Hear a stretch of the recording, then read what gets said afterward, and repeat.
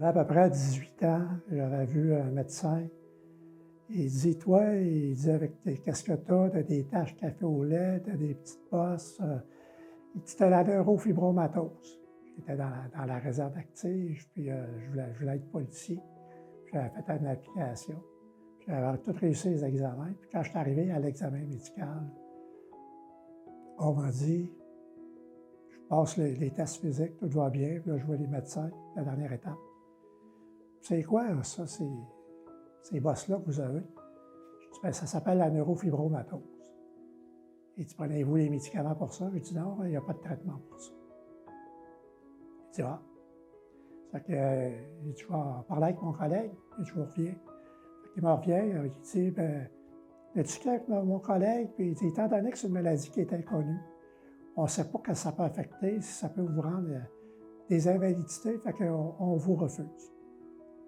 Fait que ça a été la première fois que j'avais, à cause de la neurofibromatose, une limitation comme telle. Ça m'affectait parce que j'ai été longtemps, des années, à porter du long. À un moment donné, je me suis comme dit, mais regarde, je suis comme ça, je suis tanné d'avoir chaud, d'être inconfortable, je mets du cours, puis le monde me regarderont, puis passera leurs commentaires qui vont passer. C'est certain que quand tu commences, au début, tu en as 3, 4, puis à un moment donné, tu en as quasiment un millier. Ça fait une différence. Comme avant, sur les bras, j'avais rien.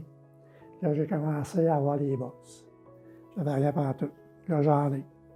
Sur mes jambes, j'avais 2, 3 fibromes. Là, j'en ai plus. Moi, dans ma famille, il y avait ma mère qui était atteinte.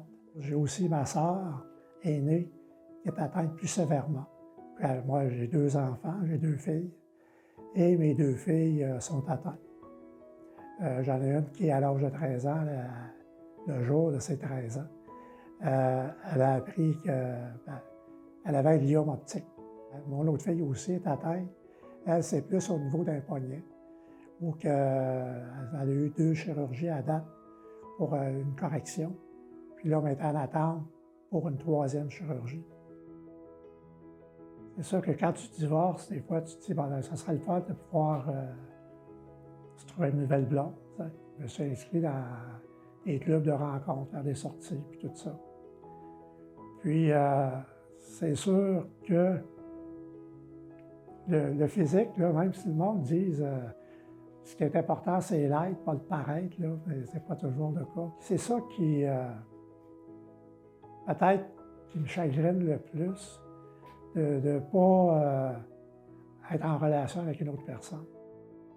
Les médecins et les spécialistes que j'ai vus m'ont dit que quand tu es atteint, tu peux avoir de 10, 15 ou 20 de chances de plus de développer une complication ou un problème. Fait que moi, quand je l'ai reçu, je me suis dit, bien ça veut dire que j'ai 90 à 80 de chance que ça aille bien. Depuis les 40 dernières années, que je pourrais dire, là, il y a tellement eu d'évolution, il y a tellement de belles choses qui s'en viennent. C'est tellement motivant, tellement encourageant qu'il y a de l'espoir, il ne faut pas lâcher.